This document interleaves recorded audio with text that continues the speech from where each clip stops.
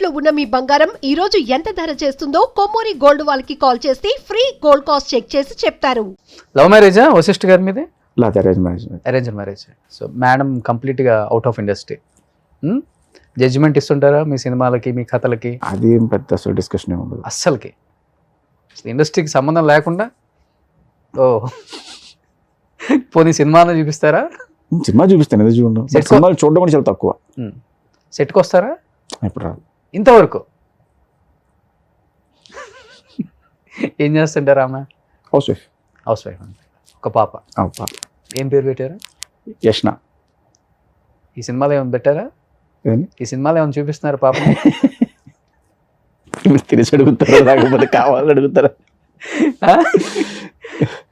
ఈ మధ్య అందరు డైరెక్టర్లు పిల్లలు కనపడుతున్నారు కదండి ప్రతి సినిమాలో. ఉంటుందండి లాస్ట్ ఒక చిన్న ఫ్రేమ్ లో వచ్చింది. నేను ఏదో జస్ట్ రాయేసి మెమరీ ఉంటుంది కదా. ఎస్, ఎగ్జాక్ట్లీ అండి. అది అనుకోకుండా ఒక చిన్న మాంటేజ్ చేస్తున్నాం, సాంగ్ చేస్తాం. మాంటేజ్ లో ఒక 3-4 months కిడ్ కావాలి. సో కరెక్ట్గా అదే టైంలో నాకు పాప ఉంది. సరే అని చెప్పి నేను తీసుకొచ్చాను. ఓకే, తీసుకొచ్చా ఒక షాట్ చేసి నేను మళ్ళీ పంపించాను. 2-3 షాట్లు చేసిన తర్వాత పంపించాను ఇమీడియట్గా. సూపర్. ఆ పాప పెద్ద అయిన తర్వాత నేను విశ్వంబర సినిమాలో చిరంజీవి గారితో ఫోటో ఉంటుంది నా ఇంట్లో, ఆయన పట్టుకొని. Great, super. ఇంకేం చెప్పాలనుకుంటున్నారు? సినిమా ఎప్పుడు రిలీజ్ ఏంటి అనేది అందరూ వెయిట్ చేస్తూ ఉన్నారు. డేట్ ఏమో ఎప్పుడా అనేది, అంటే పోస్ట్ పోన్ అవుతుంది. కాదు ఇక్కడ చిన్న క్లారిటీ అంటే పోస్ట్ పోన్ ఎప్పుడు అవ్వలేదండి. మేము January 10th డేట్ ఒకసారి వేసాం. అఫీషియల్గా మేము డేట్ అనౌన్స్ చేసాం. ఇది సినిమా ఓపెనింగ్ రోజు చేసాం మేము. ఆ తర్వాత ఆ డేట్ ఒకటి మేము పోస్ట్ పోన్ చేసాం అంతే. ఆ తర్వాత మనం ఏ డేట్ కన్ఫర్మ్ చేసి చెప్పలేదు. అదేమైపోయిందంటే సోషల్ మీడియాలో అవ్వచ్చు, లేకపోతే మీడియాలో అవ్వచ్చు, ప్రతి పండగకి లేకపోతే ఎవ్రీ ఫ్రైడే లేకపోతే నెక్స్ట్ వచ్చే అకేషన్కి ఆ డేట్ ఫిక్స్ చేసి చెప్పేస్తున్నారు. May 9th అన్నారు, తర్వాత ఇంకో డేట్ July 24 అన్నారు, లేదా June 12 అన్నారు. ఇలా డేట్లు చెప్పుకుంటూ వాళ్ళే పోస్ట్ పోన్ అవడం తప్ప మేము ఎప్పుడు చెప్పాలా. ఇప్పుడు కూడా డేట్ నేను ఎప్పుడు చెప్తాను అంటే, నేను ఒక్కసారి నా CG అవుట్పుట్ అంతా నేను చూసుకున్న తర్వాత, నా పిక్చర్, నా VFX క్వాలిటీ నేను సాటిస్ఫై అయిన తర్వాత, the same time producer satisfy అవ్వాలి, అట్ ద సేమ్ బాస్ కూడా సాటిస్ఫై అయిన తర్వాత ఓకే ఇది లాక్ అనుకున్న తర్వాత డేట్ చెప్తాం. ఆ డేట్ చెప్పి ప్రమోషన్ స్టార్ట్ చేసి ఇంకా అక్కడ నుంచి వాట్ నెక్స్ట్ అనేది రిలీజ్ చేసుకుంటూ వెళ్తాం ఒక కంటెంట్. సో ఇది మా ఐడియా. సో ఎప్పుడు ఎక్స్పెక్ట్ చేయొచ్చు మేము? నెక్స్ట్ మంత్ ఏమైనా ఎక్స్పెక్ట్ చేయొచ్చా డేట్? దగ్గరలోనే ఉంటుంది. అంటే నెక్స్ట్ మంత్, ఆ తర్వాత మంత్ అని కరెక్ట్గా నేను చెప్పలేను కానీ, బట్ దగ్గరలోనే ఉంటుంది సూన్. సినిమా స్టార్టింగ్ అప్పుడు కూడా ఆయన మంచి ట్రాన్స్ఫర్మేషన్ చేసిన వీడియోస్ కూడా బాగా వైరల్ అయ్యాయి. బాగా ఇబ్బంది పెట్టారా? ఇలా ఉండాలి బాడీ, విశ్వంబరుడు అంటే ఇలా ఉండాలి, స్టిఫ్గా మంచిగా. నేను అసలు బాస్ని ఎప్పుడు ఇబ్బంది పెట్టలేదండి. ఆయన తీసుకునే పర్సనల్ కేర్ అది. 6 pack వచ్చిందా బాస్కి? అలాంటిది ఏముంది. ఆయన తీసుకునే పర్సనల్ కేర్ అది. ఓకే. ఆయన డైలీ 2 times జిమ్ చేస్తారు. 2 times చేస్తారు, స్విమ్ చేస్తారు. మార్నింగ్ 4 o'clock లేచి ఆయన వర్కౌట్స్ చేసి అప్పుడు షూట్కి వస్తారు. అందుకే కదా సార్ అంతంత మెగాస్టార్ నుండి ఊరికి అయిపోతారా? పొద్దున్న లేచి ఆయన కష్టపడి దాన్ని ప్రిపేర్ చేసి షూట్కి వచ్చి మళ్ళీ ఇంటికి వెళ్ళి మళ్ళీ వర్కౌట్ చేస్తారు. మనం స్కిప్ చేస్తాం కానీ ఆయన స్కిప్ చేయరు వర్కౌట్. సో టైటిల్ అనేది స్క్రీన్ మీద కాదు, ఆఫ్ స్క్రీన్ కూడా ఇలా ఉంటేనే ఆ టైటిల్ యాప్ట్ అవుతుంది. 100%. Of course. సో అందుకనే మెగాస్టార్ అయ్యారు. మెగాస్టార్ చిరంజీవి గారిని రియల్ లైఫ్లో కన్నా కూడా రియల్ లైఫ్లో అందరు ఇన్స్పైర్ అవుతారు. సో ఆయన చేసే చారిటీస్ కావచ్చు, హెల్పింగ్ నేచరు, పక్కవాడికి ఇచ్చే వాల్యూ, గౌరవం, చెప్పాలంటే ప్రతి ఒక్కరిని చాలా మందికి చెప్తున్నాం కదా, ఏదో ప్రాబ్లం ఉంది అన్నప్పుడు సో ఎవరెవరి ద్వారా తెలుస్తుంది కదా, ఆయన ఇమీడియట్ రియాక్ట్ అవుతారు దానికి.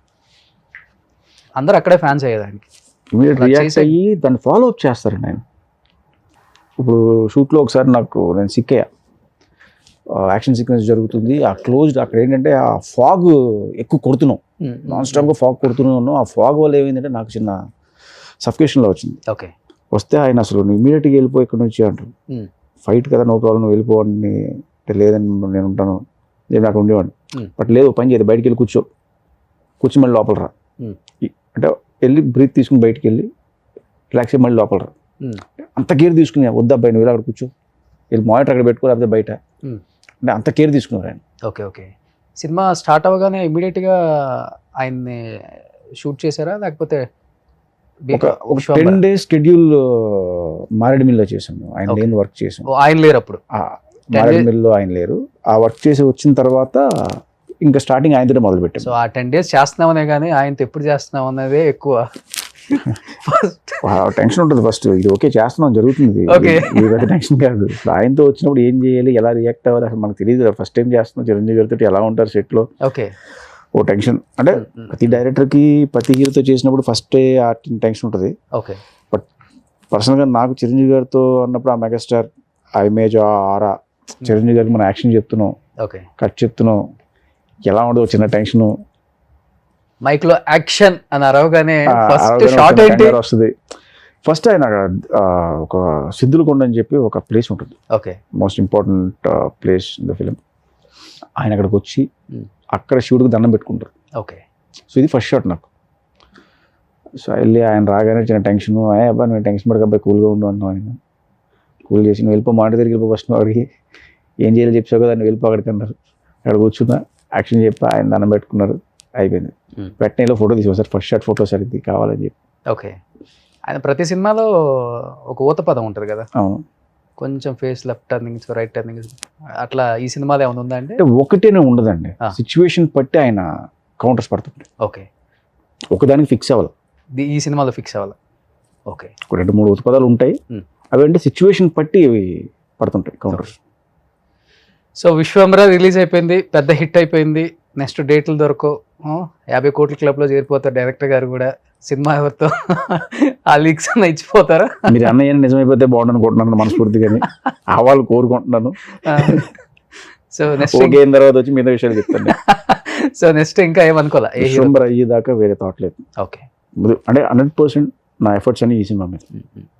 ఇది కంప్లీట్ అయ్యి బ్లాక్ బస్టర్ కొట్టి అది ఎంజాయ్ చేసి ఒక 1 month అన్న దాన్ని ఎంజాయ్ చేసి ఓకే. నార్మల్ అయిన తర్వాత మళ్ళీ ఇంకో కథ.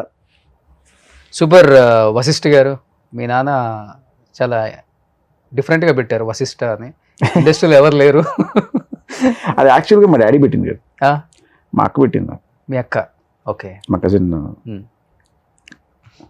యాక్చువల్లీ నా పేరు ఎంవిఎన్ రెడ్డి, వెంకటనారాయణ రెడ్డి.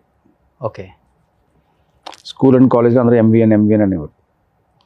ఫ్రెండ్స్ అందరూ వేణు అని చెప్పి పిలిచేవారు పెట్టిన కింద. ఓకే. సో తర్వాత ఏ పేరు కావాలి కొంచెం యూనిక్గా ఉండి ఎంవిఎన్ అని వేస్తే అలా ఉంది అన్నప్పుడు మా అక్క ఎవరికో ఒక స్వామీజీ ఎవరో వస్తే రాజమండ్రిలో, ఆయన అడిగితే ఆయన చెప్పారండి ఈ పేరు బాగుంటుంది అని చెప్పి. ఓకే. కాలభైరవ టెంపుల్లో ఎవరో స్వామీజీ వచ్చారు, ఆయన అడిగితే ఆయన చెప్పారు వశిష్ఠ అనేది బాగుంటుంది అని చెప్పి. సో నాకు ఫోన్ చేసి ఇలా మారుద్దాం అనుకుంటున్నారు అంటే, ఓకే అక్క నీ ఇష్టం. మా బావ సరే డన్ అయితే అన్నాను, ఆ పేరు పంపించారు నాకు. ఓకే, ఆ రోజు నెక్స్ట్ డే నుంచి నేను అదే ఫిక్స్ అయిపోయి వెళ్ళిపోయాను ఫ్లోలో. ఇప్పుడు అది ఒకటి అయిపోయింది. మీ ఆధార్ కార్డు, పాన్ కార్డు అంతా ఇదేనా? ఎస్. అన్ని వశిష్ఠ. ఆధార్ కార్డు ఇంకా మారలేదు యాక్చువల్గా, మారుతుంది. ఆధార్ కార్డు ఎంవిఎన్ రెడ్డి అని ఉంటుంది. అఫీషియల్గా స్క్రీన్ నేమ్ కానీ మిగతా ఏదైనా కూడా వశిష్ఠ అని ఉంటుంది. వశిష్ఠ అని ఉంటుంది. సూపర్. ఎప్పుడైనా కానీ వెంటనే పెద్ద హీరోతో చేస్తున్నారు కాబట్టి ఆ చిన్న చిన్న నెగిటివ్ టాక్ అనేది బయట కామన్. డెఫినెట్గా సినిమా మీద అంటే మీరు మాట్లాడే విధానం చూసినా కానీ, లేకపోతే మీకు ఎంత కాన్ఫిడెంట్ ఉందో ఈ స్టోరీ మీద, చిరంజీవి గారి మీద, డెఫినెట్గా ఈ సినిమా పెద్ద హిట్ కొట్టబోతుంది అనేది మీ మనసుకు తెలుసు, మీ మనస్సాక్షికి తెలుసు, మీరు రాసుకున్న పెన్నుకు తెలుసు. డెఫినెట్గా అన్ని విధాలుగా మీరు ప్రిపేర్ అయ్యి ఉన్నారు, ఎక్కడ కొంచెం కూడా జంగట్లేదండి. డెఫినెట్గా చేసేది కరెక్ట్, మనం కాన్ఫిడెంట్గా ఉన్నప్పుడు జంకాల్సిన అవసరం లేదు. ఎస్. నాకు చిరంజీవి గారి సినిమా చూసి by content wise very strong కొట్టే నువ్వు అన్నారు. ఎంతకన్నా ఏముంటుంది అప్రిషియేషన్. ఆల్రెడీ ప్రూవ్ చేసుకున్నారు. సోషియో ఫ్యాంటసీ వశిష్ఠ తీస్తే ఎలా తీస్తాడు అనేది బింబిసార్తో చూపించేశారు. ఇంకా అంటే ఏ సినిమాకి ఆ సినిమా ఉంటుందండి. ఆఫ్ కోర్స్ ఆ సినిమా చేసాం కాబట్టి ఈ సినిమా అయింది కాబట్టి ఇంకో సినిమా ఉండదు. కానీ ఏ సినిమా కష్టం ఆ సినిమాదే, ఏ సినిమా రిజల్ట్ ఆ సినిమాకి.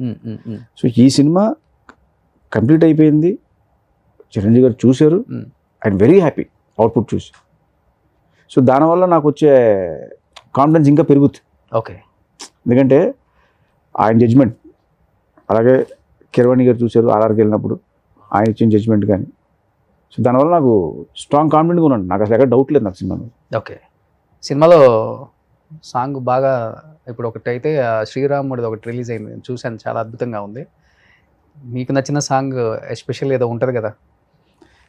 నాకు థీమ్ విపరీతంగా ఎక్కేస్తుంది. విశ్వంబర థీమ్ సాంగ్ ఉంటుంది. ఓకే. అది సినిమా బిగినింగ్లో రికార్డ్ చేశాను.